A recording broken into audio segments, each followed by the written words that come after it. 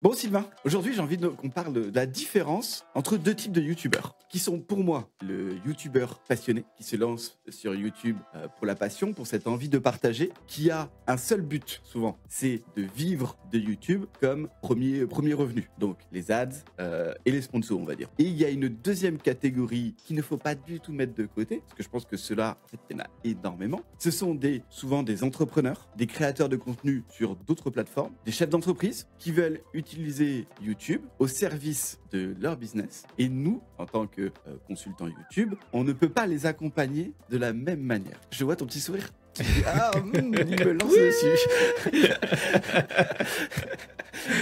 Non, Donc pour, voilà, pour le j'aimerais qu'on contexte, discute. pour le contexte quand même, pour reconnaître beaucoup d'humilité à notre cher Mathieu, c'est un sujet en fait qui date d'il y a 2 ans où pendant un paquet de mois, Mathieu ou Alex m'ont tanné parce que moi je distinguais toujours les deux en disant on peut pas servir de la même manière quelqu'un qui fait du business et qui veut aller sur YouTube d'un YouTubeur passion qui ensuite peut-être essaiera de trouver des moyens de monétiser son audience.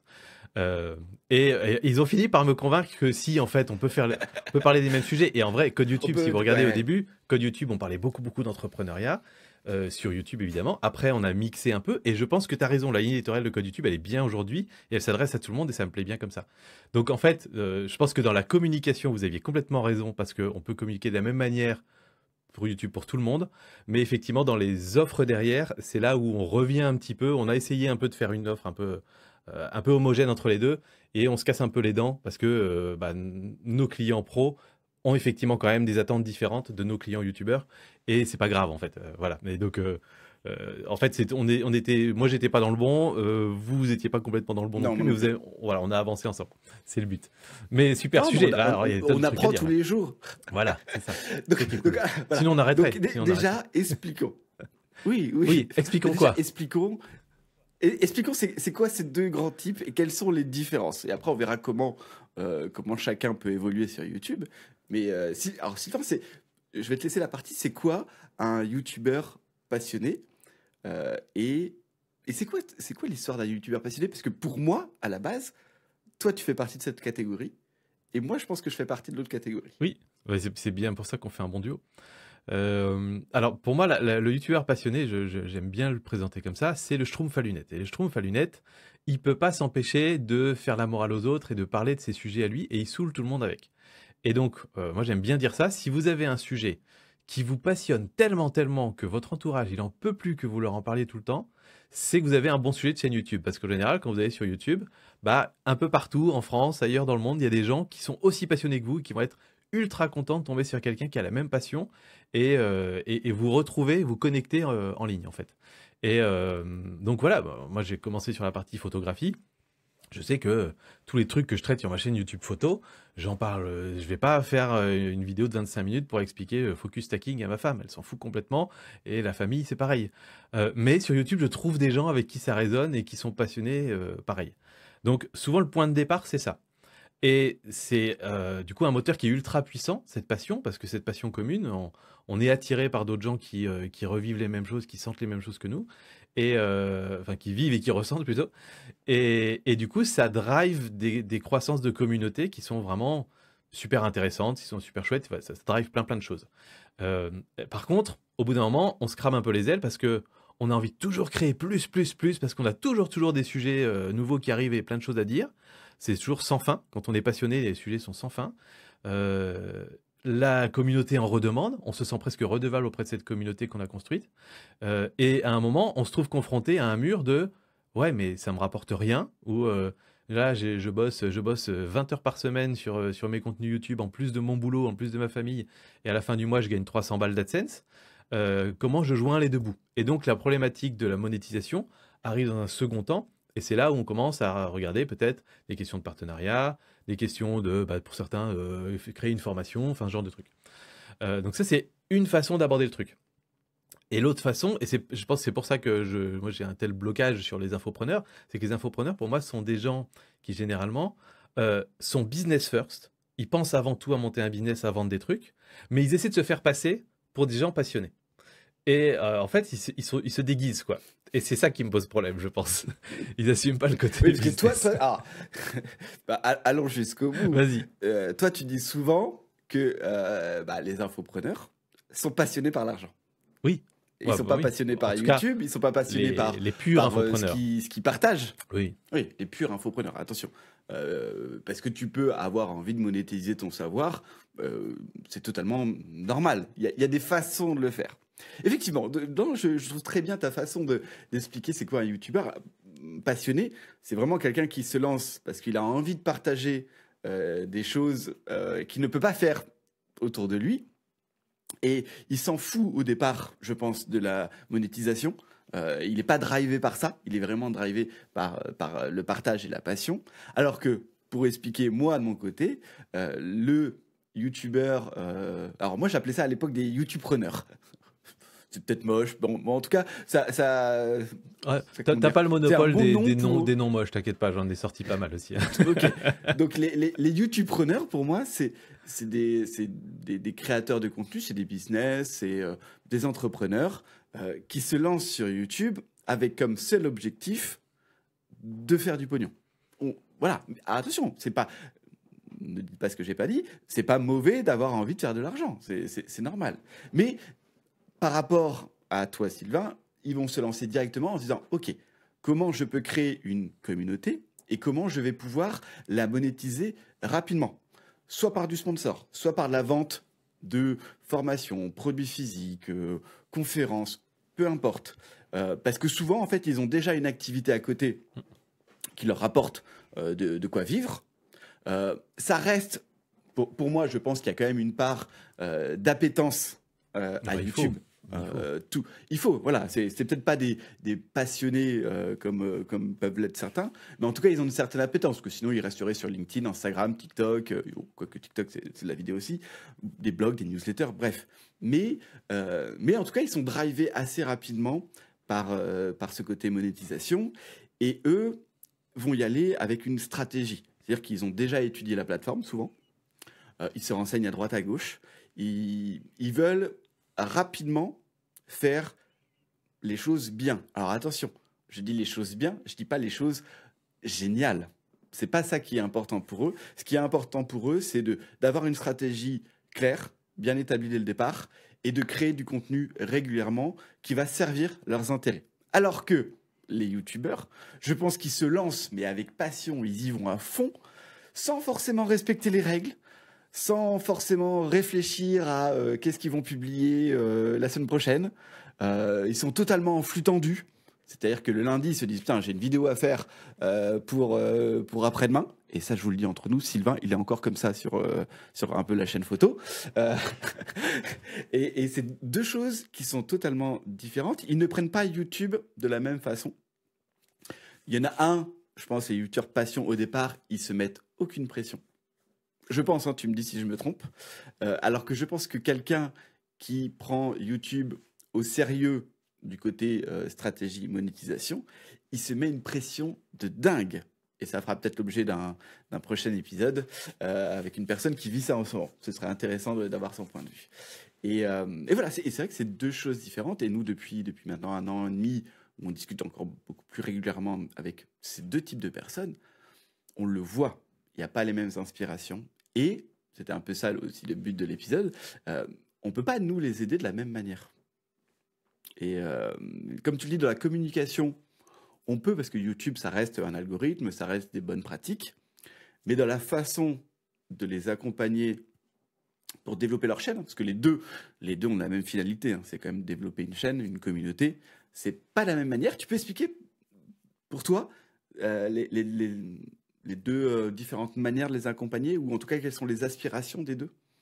Ouais, je vais essayer de bien le formaliser parce que c'est un sujet qui est encore un peu frais chez nous. Ça fait quelques jours qu'on en parle à peine avec Mathieu, en tout cas de la nouvelle version de tout ça. Mais le sentiment que j'ai aujourd'hui, c'est que les youtubeurs passion ont besoin qu'on les aide à continuer de progresser. C'est-à-dire que au démarrage d'une chaîne YouTube, on a 1001 métiers à apprendre. Et du coup, en faisant, on apprend plein de trucs. Si vous n'avez jamais créé une vidéo, lancez-vous, créez 10 vidéos, vous aurez déjà appris des tonnes de trucs, c'est passionnant, c'est génial. Mais arrive un moment, quand on a fait 100, 200, 300 vidéos sur sa chaîne YouTube, on arrive dans une espèce de routine et on progresse plus. Et c'est là où on a besoin d'un apport extérieur. Soit, du coup, pour certains, ça va être sous forme d'une formation. Je vais acheter une formation pour apprendre quelques astuces qui vont me permettre de passer une étape. Soit pour d'autres, c'est du conseil qu'ils viennent rechercher et nous, on leur apporte ça. Donc, du conseil, voilà, le terme conseil, comme on l'utilise dans le milieu professionnel, c'est-à-dire quelqu'un d'extérieur va venir regarder ce que je fais et va me dire comment je dois faire les choses mieux. Donc, voilà, on vient, on regarde, on analyse. Donc, typiquement, quand on fait des audits de chaîne, c'est purement du conseil. Et on vous dit, voilà, faites ça, faites ça, faites ça, faites ça, et vous allez voir, ça va redécoller. On vous aide à passer l'étape d'après. Et donc, en fait, nous, finalement, on a pas mal de youtubeurs passion qui viennent pour cette partie audit, qui continue d'être un exercice vraiment intéressant et qu'on aime faire. Mais on a constaté, nous, que dans l'accompagnement long terme, généralement, ils ont moins besoin de nous. Ils ont besoin de nous, en fait, à intervalles réguliers, sur des petites doses de temps, où on a un certain nombre, par exemple, on passe une demi-heure par mois ensemble. Juste une demi-heure. Ok, qu'est-ce que tu as sorti? C'est quoi les prochaines vidéos? Ça et ça. Ok, t'as pensé à ça? Ce petit truc? Ah ouais, pas con, je vais le faire. Je vais faire ce titre-là, je vais faire cet angle. Et en fait, il n'y a pas besoin de grand-chose. Juste, ils ont besoin d'avoir quelqu'un avec qui réfléchir une demi-heure, analyser un petit peu la data, et c'est bon. Les entrepreneurs, alors on aime tout le monde, hein, déjà, je précise, on aime vraiment tout le monde. Les entrepreneurs, les business, etc., généralement, ils viennent avec déjà une idée de ROI. ROI, retour sur investissement. Donc, soit on a des personnes qui arrivent en disant « j'ai jamais fait de YouTube, je veux que dans 3 mois ce soit rentable », et là on leur dit « ce sera pas nous, ciao, parce que c'est impossible », ou alors c'est un gros coup de bol. Ou alors vous êtes les meilleurs créateurs de contenu du monde, mais quand on n'a jamais fait de vidéo, c'est rare quand même. Mais en fait, ils ont quand même cette idée-là en tête. Donc la plupart du temps, en tout cas pour ceux qui n'ont jamais démarré de YouTube, ils gardent en tête l'idée que pendant 1 an, ils vont investir soit du temps, soit de l'argent, soit les deux, en se disant dans 1 an, probablement que je serai dans une position meilleure qu'aujourd'hui et j'ai capitalisé pour le futur. Donc ça, généralement, c'est des entrepreneurs intéressants. Et après, nous, on a des boîtes, des entreprises avec lesquelles on travaille, qui, elles, ont déjà un petit peu tiré profit de YouTube pendant un certain temps, et qui aimeraient produire plus ou reproduire autant qu'à l'époque, parce qu'on a, en fait, YouTube étant une plateforme magique, on a pas mal de clients qui sont dans cette situation de... ils lançaient leur activité où ils avaient une faible activité pendant un temps. Du coup, ils se sont dit, OK, on met une routine de création de contenu, on met de la vidéo YouTube et tout. Les vidéos YouTube marchant, ça leur apporte plein de clients. Du coup, il faut qu'ils prennent du temps pour s'occuper de ces clients. Et du coup, ils n'ont plus de temps pour créer du contenu. Mais ils savent que c'est nécessaire pour continuer de croître, de faire du contenu. Et c'est là qu'ils disent, j'ai besoin que vous m'aidiez. Et là, l'aide qu'on leur apporte, c'est plus du conseil. C'est plus, voilà comment vous pouvez vous améliorer. C'est plutôt, je veux que vous m'aidiez à faire mieux. Je veux que vous m'aidiez à faire plus de contenu. Et donc, on doit les aider à gagner du temps et à gagner en qualité sans que ça leur demande effectivement plus d'investissement temps, en fait. Et donc, c'est très différent. Ils viennent chercher des process, ils viennent chercher un cadre clair et une bonne organisation, et ils viennent chercher des gens qui vont faire avec eux, voir qu'ils vont faire à leur place. Et du coup, c'est très différent des créateurs passion. Est-ce que j'ai bien résumé le truc? Bah, tu as très bien résumé, j'aime bien. C'est nickel, parce que c'est un peu les débats qu'on a. Et pour être honnête avec vous qui nous écoutez, on a fait des erreurs avec certains entrepreneurs.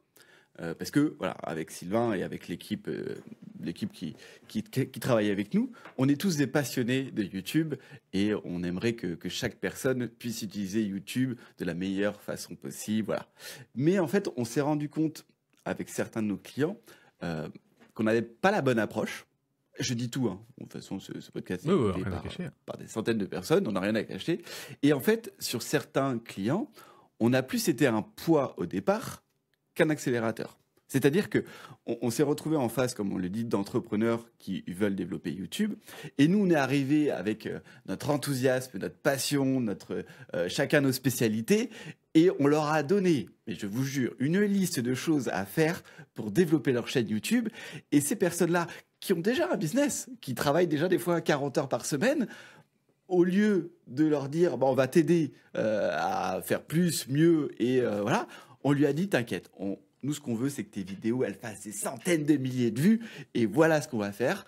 Et en fait, ils se sont retrouvés devant une montagne de listes de choses à faire. Alors, il va falloir trouver des putains d'angles, l'accroche, on va trouver une meilleure accroche, t'inquiète, on va faire des allers-retours, le script, voilà. Et en fait, ces personnes, on les a bloquées. On les a bloqués, c'est malheureux, hein. On l'assume, mais aujourd'hui, c'est aussi pour ça qu'on en parle et qu'on a envie de faire autrement et qu'on commence à faire autrement.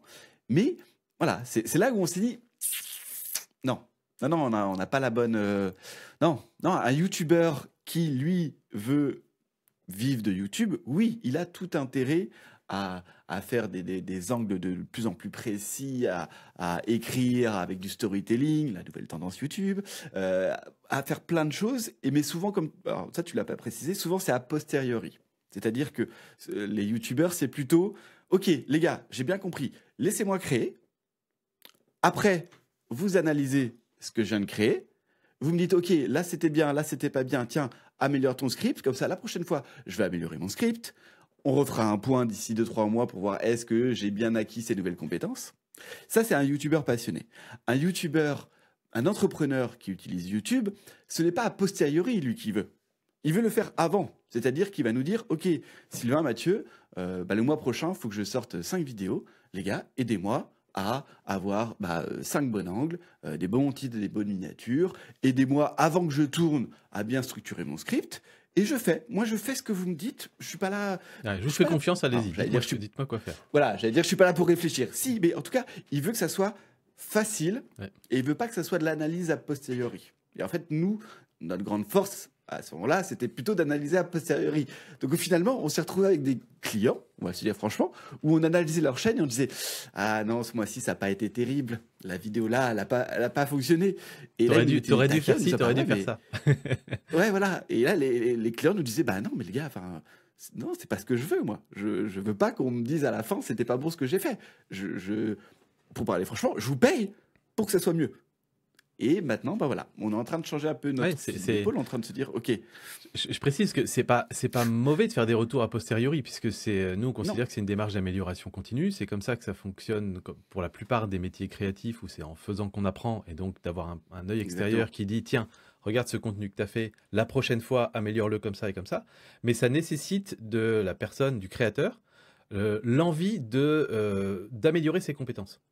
Et ça, c'est quelque chose qui est présent chez quasi 100% des youtubeurs passion et qui est présent chez assez peu en fait d'entrepreneurs, parce que généralement, eux, ils nous le disent. Mais je veux pas devenir youtubeur, moi, je m'en fous de faire en sorte de savoir moi-même faire des meilleures vidéos. Je veux que mes vidéos publiées soient meilleures, mais que ce soit moi qui les fais ou quelqu'un d'autre, je m'en fous en fait.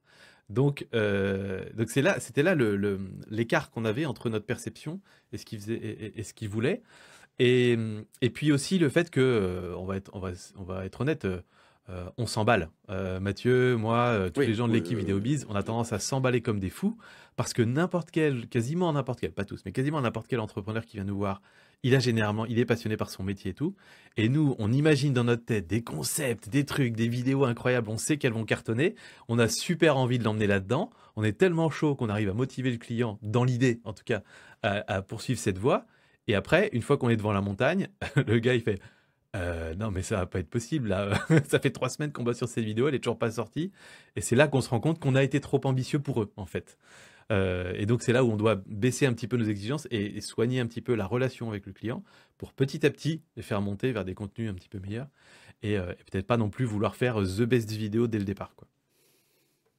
Oui, et il y a une chose, qu'on doit vous avouer.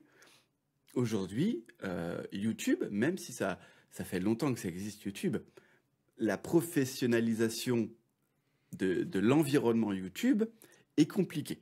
Je m'explique. Aujourd'hui, quand vous vous lancez sur YouTube, un YouTuber passionné qui se lance sur YouTube, il le fait tout seul avec ses propres moyens. Et souvent, au départ, il va investir énormément de temps pour développer sa chaîne YouTube. Au bout d'un moment, quand ça va commencer à marcher, qu'il va avoir un petit peu de rémunération, les premières choses souvent qu'il va déléguer, c'est souvent le montage et titre et miniature. Parce que le montage, ça demande énormément de temps et il peut tout de suite avoir un gain de temps énorme quand tu délègues à un vrai monteur. Parce que comme le disait Sylvain, commencer YouTube tout seul, c'est apprendre 15 000 métiers, dont le fait de faire des montages. Donc souvent, il va faire appel à des freelances pour le montage et le titre et miniature. Donc souvent, c'est que miniature. Et là, on se retrouve avec une jungle en termes de tarifs, de compétences.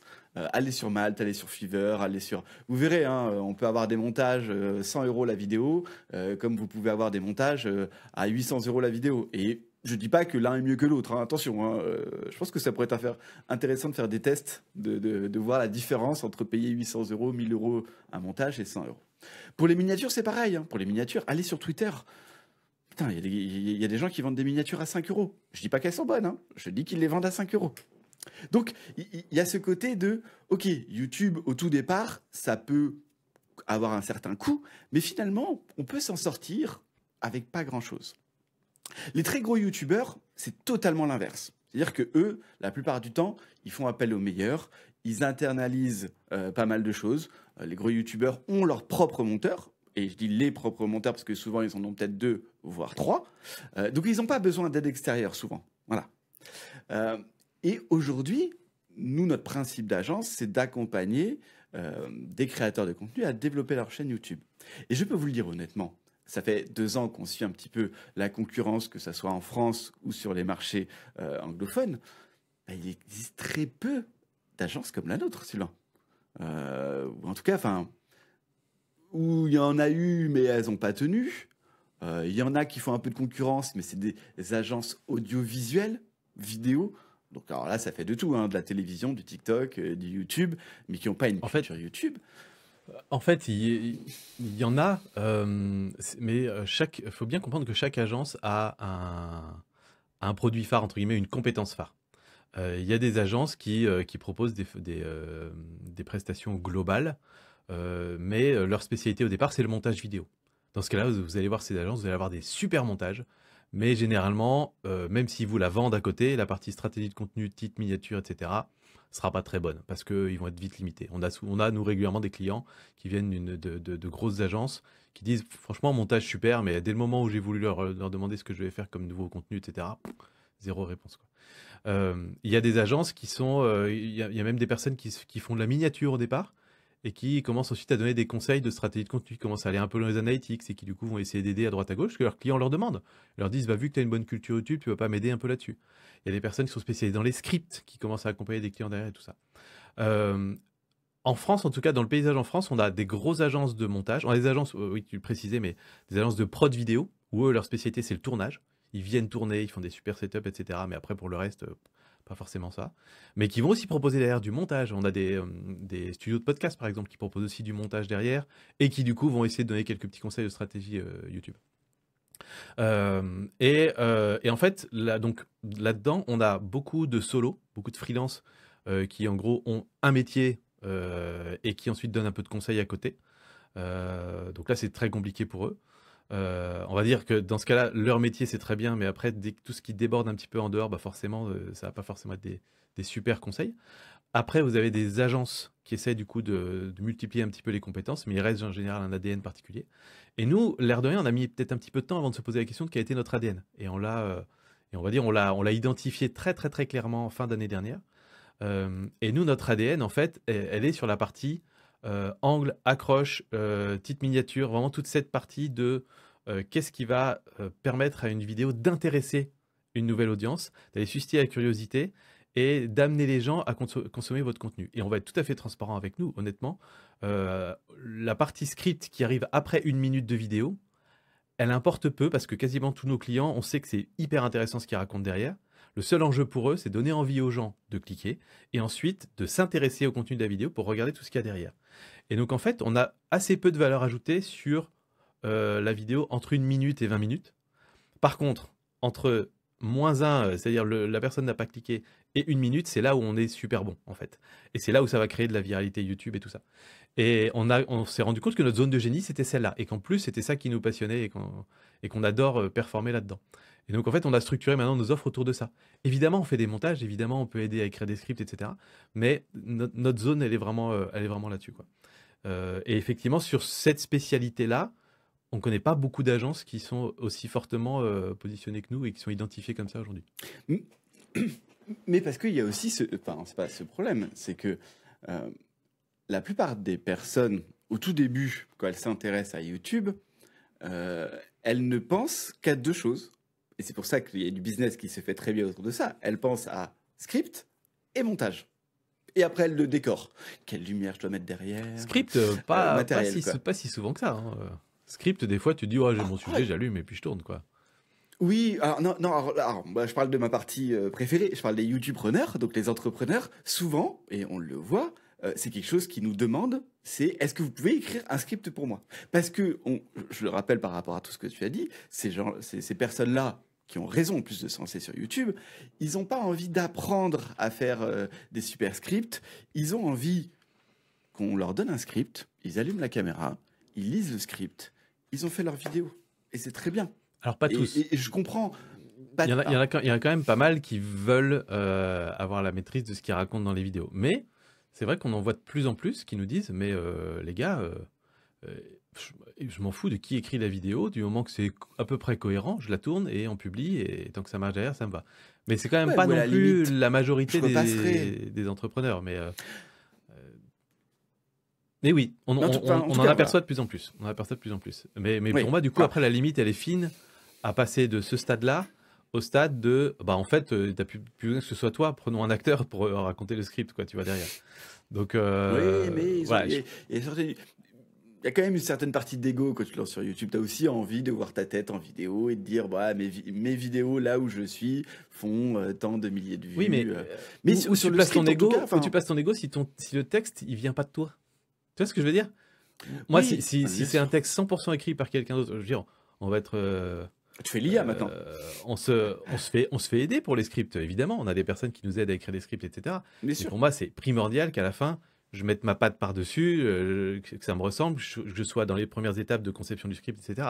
Si quelqu'un aujourd'hui faisait un script pour moi, pour parler de YouTube, de ma passion, ah, c'est peut-être le truc là. Je crois qu'on identifie Mais le tu vois. problème. C'est toujours le problème. Ok. Non, c'est bon, on a réglé. Je pense que Et vous oui, avez compris. alors, pour que vous compreniez bien, ce genre de débat-là, c'est exactement ce qu'on peut avoir. Voilà, à 14 heures, on fait un petit point, et c'est Et exactement on ça. part là-dedans. J'adore. Donc c'est pour ça, on vous le propose, on vous donne un petit un petit aperçu des discussions qu'on a avec Sylvain, sans qu'elles soient filmées ni voilà. Mais voilà, enfin, parce que moi, je suis, pour expliquer un petit peu aussi, allons jusqu'au bout, hein, de toute façon. C'est souvent moi le premier contact avec les personnes intéressées par nos spécialités. Sylvain, je lui donne la crème. Je lui donne la crème, mais moi j'ai le premier. Et je te le dis, Sylvain, en tout cas, quand c'est des entrepreneurs, il y a tout le temps la question du script. Ah, Presque. ok. Tout le temps. Ok. Peut-être pas au point de, OK, écrivez tout pour moi, mais il y a toujours un moment la question, et est-ce Aidez-moi, que parce vous que c'est le faites point de les douleur. C'est un scripts? gros Est-ce point que de vous... douleur. Voilà, Mm. c'est le gros point de douleur. Et en fait, pour revenir au tout débat de pourquoi j'en parlais, c'est que nous, on a, avec notre spécialité, notre expérience, ouais, c'est ça, notre expérience, on a décelé que le plus important, c'était, on le dit souvent, le sujet, langue, titre miniature et l'intro. Mais on a énormément d'éducation à faire de ce côté-là pour le faire comprendre à certaines personnes. Mais que ce soit des passionnés ou que ce soit des entrepreneurs. Parce que, voilà, moi j'aime dire que ta vidéo, si personne ne clique dessus, t'as beau avoir Spielberg comme monteur et un putain de scripteur, ça ne sert à rien. Dépensez vos premiers euros sur une bonne miniature, sur un bon angle, un bon sujet, plutôt que passer des heures à vouloir mettre des effets partout sur votre vidéo et à faire des transitions à la Marketing Mania ou à la Ego, ou à piquer le style des autres youtubeurs, parce que ces youtubeurs-là font des millions de vues. Mais c'est, encore une fois, c'est pas forcément facile de premier abord de le comprendre. Mais on a déjà eu cette discussion sur les miniatures. Les gens ne comprennent pas l'importance de la miniature. Moi, je le dis souvent, hein, la miniature, c'est devenu un game totalement différent d'il y a 5-6 ans. Et les youtubeurs passionnés comme toi, tu l'as pu l'être, au bout d'un moment, bah, la passion ne suffit plus quand vous êtes en concurrence avec plein de personnes qui sont dans votre niche, dans votre domaine, ou qui sont même en dehors. Parce que YouTube, bah, c'est assez énorme, quoi. Voilà, petite réflexion là, comme ça. Hop. Mais voilà. Est-ce que tu as autre chose à rajouter là-dessus? Alors, Ouais, si, alors, on va sais pas rajouter. si- Je vais. Vas-y. Ah. Non, vas-y, je suis reparti. Non, je ne sais pas si on l'avait précisé sur ce podcast une fois dans un épisode, mais moi je considère qu'il y a quand même deux types d'agences quand on propose des services. Il y a les agences de délégation et des agences de performance. Et nous, on se considère depuis le début comme une agence de performance. Alors au début, on a fait des offres en délégation en vendant de la performance, c'était un peu le problème. Agence de délégation, ça veut dire aujourd'hui, je passe 10 heures par semaine à faire des montages et à je sais pas moi, à faire des petites miniatures et écrire mes scripts. Faites-le à ma place. Faites-moi gagner du temps. Et c'est tout. Voilà, on échange du temps contre de l'argent. Ça ne nous excite pas spécialement, en fait. Et c'est aussi pour ça qu'effectivement, on considère pas trop que les agences qui font du montage et tout ça sont de la concurrence, parce qu'en fait, ils répondent à un besoin qui est pas le même. Nous, ce qui nous excite, c'est de voir le 1 sur 10 avec le feu d'artifice sur la chaîne de nos clients, de voir que la stratégie qu'on a mis en place, bah, elle paye, que ça marche bien, que ça développe des communautés, et que le client, il est à la fois content et que la chaîne cartonne. Et ça, du coup, c'est un autre game, en fait, qui implique une petite partie de délégation quand même. Et en fait, souvent, les frictions qu'on a avec certains de nos clients, c'est quand eux attendent de la délégation et de la performance en même temps, et que nous, on est plus focus soit sur l'un, soit sur l'autre. Et c'est là où, voilà, c'est là où ça peut être un petit peu compliqué parfois. Ou que parfois, ils veulent que de la délégation et qu'en fait, nous, on a compris que, ou parce qu'on ne les a pas bien écoutés, on pensait qu'ils voulaient de la performance. Voilà. Mais en gros, nous, on s'est spécialisé plutôt là-dessus. Et donc, Oui, c'est un choix. C'est un choix parce que sinon, on le ferait pas. En fait, c'est juste ça. Sinon, ça nous exciterait pas notre boulot. Non, mais j'aime beaucoup la fin parce que c'est là où on rejoint les passionnés, c'est qu'on est passionnés nous aussi de ce qu'on fait. On n'a pas créé une agence pour devenir millionnaire. Non. On va se dire honnêtement. On en est un peu loin là. En tout cas, avec Sylvain, on est très loin de le faire. Hein. Et même, c'est pas une envie. Enfin, on en a discuté au tout départ quand on s'est associés. On a créé une agence au service de notre passion. Et avec l'ambition de l'en vivre. Attention, encore une fois, c'est pas mauvais de faire de l'argent. Hein. Mais oui, je pense qu'on gagnerait plus si on faisait de la pure délégation, automatisation. Ouais. On vous vend du montage, on délègue ça dans plateforme des pays de freelance, quoi. Pas cher. Plateforme de freelance. Oui, voilà, c'est ça. Mais c'est pas ce qui nous intéresse. Comme le dit Sylvain, nous on est intéressés par développer des stratégies, réfléchir, améliorer le taux de rétention, le taux de clic, voilà, plein de petits chiffres qui nous intéressent. Et oui, mais on le dit souvent, on vit au rythme des publications, des réussites et des échecs de nos clients. Oui, voilà, le soir, quand je vais regarder les chaînes que je suis, que j'accompagne et que je vois une vidéo, même 6 sur 10, bon, bah mince, j'ai l'impression, mince, alors, on a loupé quelque chose. Et je suis le premier à le dire, ouais, bon, ok, d'accord, bon, bah, on va faire mieux, on va analyser, voilà. Et on pourrait être une agence où on s'en fout, en fait. On a le seum pour nos clients. Non, mais c'est vrai. Mais c'est important. C'est important de montrer qu'à la fois, on célèbre et on est super content quand il y a la chaîne d'un client qui passe les 100 000 abonnés, etc. Mais que de l'autre côté, on a le seum de l'espace quand on a fait une vidéo sur laquelle on a beaucoup bossé, on pense qu'il y avait beaucoup de potentiel et que ça décolle pas, que ça prend pas, et ça arrive de temps en temps, on a le seum de l'espace. Voilà, c'est comme ça. Mais oui, non, carrément. On terminait sur cette fameuse belle phrase de Jones. Les deux vieux, tu vois. De Jones et le seum.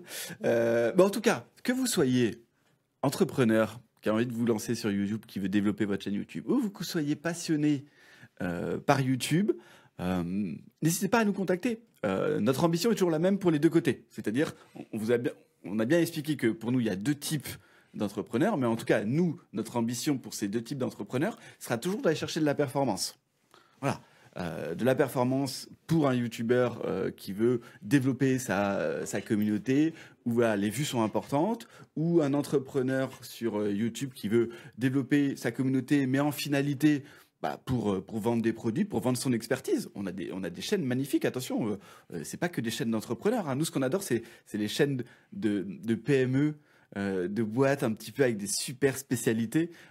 C'est vraiment un kiff d'associer une expertise très physique, presque, à une chaîne YouTube. Voilà, on adore créer des concepts et choses comme ça. Donc n'hésitez pas à nous contacter. Vous avez tout dans la description. Vous avez nos LinkedIn. Vous avez notre site internet qui est pas beau parce qu'on est nul en site internet et qu'on va changer. Mais voilà, n'hésitez pas. On vous aime. Voilà, je pense qu'on va terminer par ça. On vous aime et j'espère qu'on a encore plein de belles histoires à créer avec des personnes intéressées par YouTube, peu importe la finalité. À fond. À très vite. Ouais, très bien. Allez, à bientôt. Ciao tout le monde. Ciao, ciao.